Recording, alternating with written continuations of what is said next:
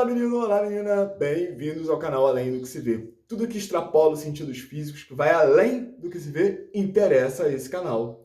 Tá chegando agora, é novato, dá uma clicadinha aqui embaixo no botão inscrever-se para colar com a gente aí que é sucesso. O balangandanzinho aqui, ó, o sininho das notificações também. Se você clicar nele, o YouTube te avisa todas as vezes que, chegar um vídeo novo. Ah, sempre esqueço de dizer isso. Deixa um like aí pra mim também, porque quando a gente deixa like, o conteúdo ele é compartilhado com mais pessoas. Então, se você achar esse conteúdo bacana, achar que ele merece ser compartilhado, fique à vontade para compartilhar também. Mas você dá um clique aí no joinha, já colabora e colabora muito.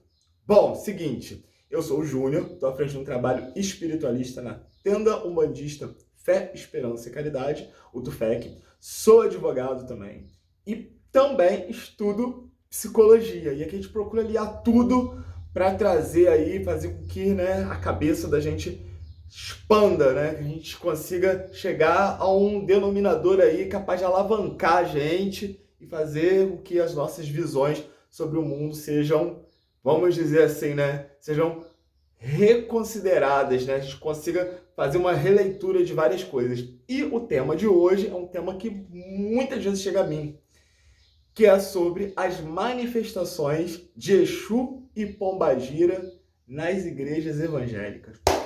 Eita, caralho! Muita gente fala, Júnior, ir lá na igreja, eu vi um vídeo no YouTube, tem gente que me manda até um vídeo. Júnior, esse vídeo aqui, olha aí o que o Exu tá falando, e tá dizendo lá, Exu Tranca-Rua, Exu Maria Padilha, Exu Maria Padilha, Pombagira, Maria Padilha, mas tem uns que não sabem, falam Júnior, Exu Maria Padilha, até falar assim, tô dizendo que são o demônio, e o pastor sai, expulsa, e toda aquela situação ali. O que tá acontecendo ali, Júnior? Quer dizer que estão com seus guias, que você tem lá no centro, lá no TUFEC, os guias que se manifestam na Umbanda, na verdade eles são o demônio, e quando chega na igreja, eles mostram quem eles são de verdade, que eles estão ali para roubar, matar e destruir, porque é o que o diabo veio fazer de acordo com a crença dos evangélicos. Não estou aqui para poder discutir liturgia de ninguém, estou aqui para dizer como que as coisas acontecem e qual é o meu olhar perante essa situação e passar para vocês aí um pouquinho do conhecimento. Então vamos do início da história toda, para a gente poder compreender como é que a situação chegou a tal ponto. Seguinte, lá no TUFEC, que é o terreiro que eu estou à frente, nós somos por volta de 130 médiuns. E grande parte desses médiuns foram evangélicos antes. Grande parte, mais da metade. E assim, a pessoa fica horrorizada quando... A pessoa fala, meu, como é que pode? Que isso? Evangélico... Inclusive, eu vou fazer um vídeo um dia com alguns evangélicos do TUFEC, fazer uma entrevista, para a pessoa poder ver, que certificado que eu estou dizendo aqui. Por quê? Porque as pessoas evangélicas têm vamos dizer assim, uma familiaridade, com uma familiaridade, quase não sei essa palavra, hein? Uma familiaridade com o TUFEC. Porque lá a gente prega muito exaustivamente Jesus.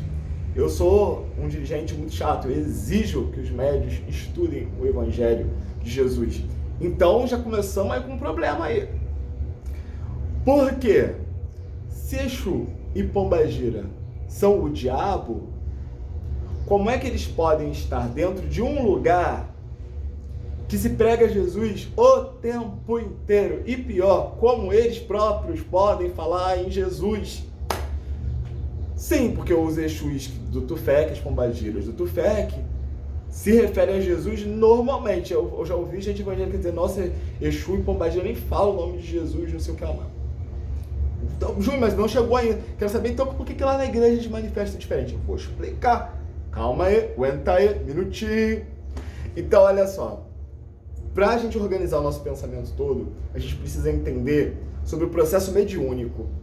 Como acontece o processo mediúnico? A mediunidade, quer assistir muito Ghost, do outro lado da vida? Pensa que a mediunidade é assim, eu tô aqui, aí o cara tá aqui do lado, o espírito, e ele entra, e aí, e a roupa da mulher até faz... Se eu levantar mais um pouquinho, acho que aumenta a audiência. Dá uma voada e aí ela incorporou, né? Só que não é assim que acontece na prática. A realidade da manifestação mediúnica não é essa. A mediunidade, ela é um processo que é um processo de, acima de tudo, isso que precisa ficar bem entendido, de conexão entre o espírito do médium e o guia e o espírito. O livro dos médiuns explica muito bem, muito claramente isso, né? O livro dos médiuns de Kardec. A ligação é feita pelos chakras, pelos centros de força, e o espírito, ele troca as vibrações com o médium e vai controlando os centros de força do médium, de modo que ele fale e o médium reproduza. Mas não é bem falar. O espírito, ele não se comunica pela palavra. O espírito se comunica pela ideia e pelo sentimento. Tanto é assim que quando nós oramos, eu não canso de falar isso, quando você reza em aramaico, por acaso? Não, você não reza em aramaico, você reza em português. Então como é que Jesus entende? Você reza para Maria, você reza para, né, vamos supor, para quem você quiser rezar. Barulho do gás. Meus vídeos sempre tem barulho de fundo. É patrocínio, gente, estamos pagando. Mentira. Então, as orações que nós fazemos são sempre em português. Então como que São Jorge, sei lá, para quem você está orando, né? Você está orando para alguém e essa pessoa teve uma vida corpórea, ainda que você, só falo com Deus direto, ok. Mas normalmente as pessoas falam com Jesus, falam com todos esses, quando tiveram a vida na Terra, não falavam português. Então a gente comunica, são seres espirituais, não estão mais encarnados. Nós falamos com eles, usando como código a língua portuguesa. Nós que somos brasileiros, né? Então, o que acontece? Como é que esses espíritos entendem? Porque a linguagem espiritual utilizada não é a linguagem propriamente dita. É a ideia, é o sentimento. Tanto se você rezar uma reza decorada, para eles vai soar como se fosse só um ruído. Se você não tiver... Agora, se estiver lendo aquela reza decorada, aquela reza que está ali, você não entende uma palavra do que está dizendo. Mas quando você está falando, você está sentindo, você está vibrando, certamente eles estão captando aquele sentimento. Então, a linguagem do espírito é a linguagem das ideias. Então, quando acontece o processo de transmissão para que a mediunidade aconteça, o médium é acionado em seu intelecto para que o espírito encontre as palavras, mas isso tudo em uma fração de segundos, para sair dali. Então, vamos supor, o espírito quer dizer a casa é azul. Pode sair do médium, o lar é azul. O lar ser azul. Dependendo do linguajar que o médium usa e tudo mais. O que eu estou querendo dizer é o seguinte, o conjunto de ideias, o conjunto de todo o arcabouço vocabulário, todo o arcabouço do léxico, vamos falar mais simples, porra. Toda a linguagem, tudo que o médium tem do vernáculo, quer dizer, a língua portuguesa dentro dele, vai ser o que vai sair na hora que pode ser uma entidade muito erudita, uma entidade muito culta, se comunicando através de um médium que tem um vocabulário muito primário, as palavras não vão sair com a mesma erudição com a mesma, né, o mesmo nível vocabular que o médium tem. Então, o instrumento que está sendo utilizado vai ser a mesma coisa que, imaginem o Elvis Presley tocando uma guitarra, só que essa guitarra está com as cordas todas arrebentadas. Então ele vai tocar, vai sair, não vai ser aquela sonzeira, né, foda que poderia sair. Eu estou querendo dizer que o instrumento mediúnico, ele influencia no processo mediúnico. O corpo, né, o médium, o instrumento, ele vai ser operado pelo espírito e ele vai dar o que ele tem dentro dele. Isso é muito importante. Então, daí a importância do médium estar sempre se evangelizando, sempre buscando Jesus, sempre para que até ele se torne uma pessoa mais isenta de preconceitos, de ideias preconcebidas possível. Porque quando o espírito estiver se comunicando através dele para dar um recado, para falar alguma coisa para alguém, vamos dizer, igual o Zé Pilintra fala, as merdices que a gente tem dentro da gente, não atrapalha a comunicação ser efetiva ali. Enfim, tendo dito isso, que o médium, o inconsciente do médium, presta atenção nessa palavra, hein? Daqui a pouco vai ser tudo entendido, influencia na manifestação mediúnica, eu quero voltar na questão das igrejas evangélicas. O que acontece na igreja evangélica? Sem querer criticar, sem querer falar mal, porque todas as religiões são caminhos para o sagrado, caminho para o homem encontrar Deus dentro do seu próprio coração. Sendo dessa maneira, não tem por que a gente dizer, eles são isso, eles são aquilo. Não, são caminhos. E não existe uma verdade suprema. A minha verdade é melhor do que... Não. Sempre bate na mesma tecla. E vamos bater nela nesse vídeo de novo. O oposto se a gente tivesse fazer uma escala aqui, né? O oposto do conhecimento não é ignorância. Porque quando você é ignorante, você não sabe, você ignora. Então você procura saber. Então você acaba encontrando conhecimento.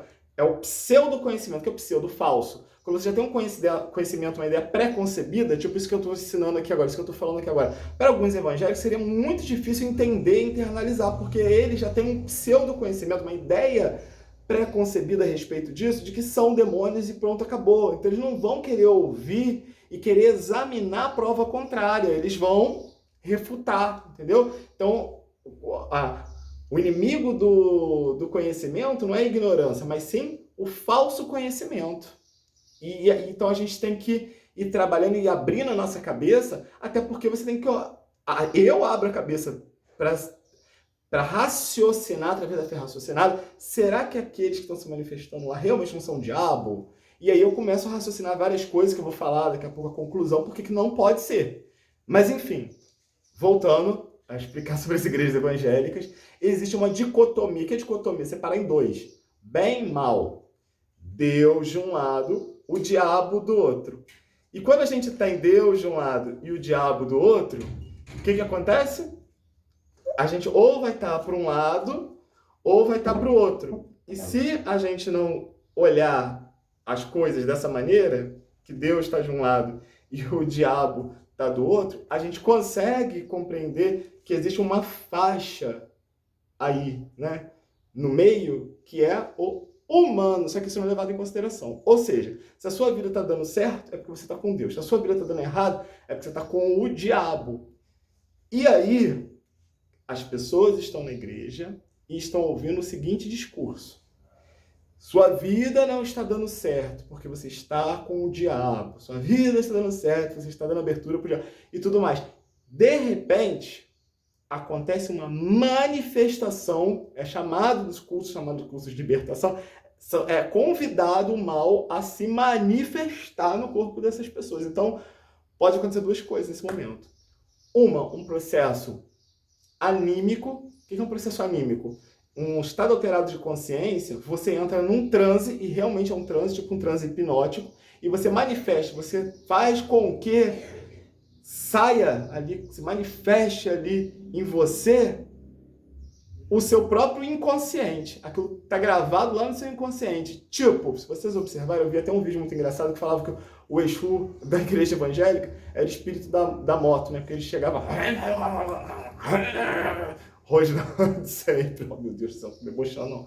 Mas eles têm a mesma característica sempre. Quando é que você vê na igreja evangélica esses espíritos que rosnam?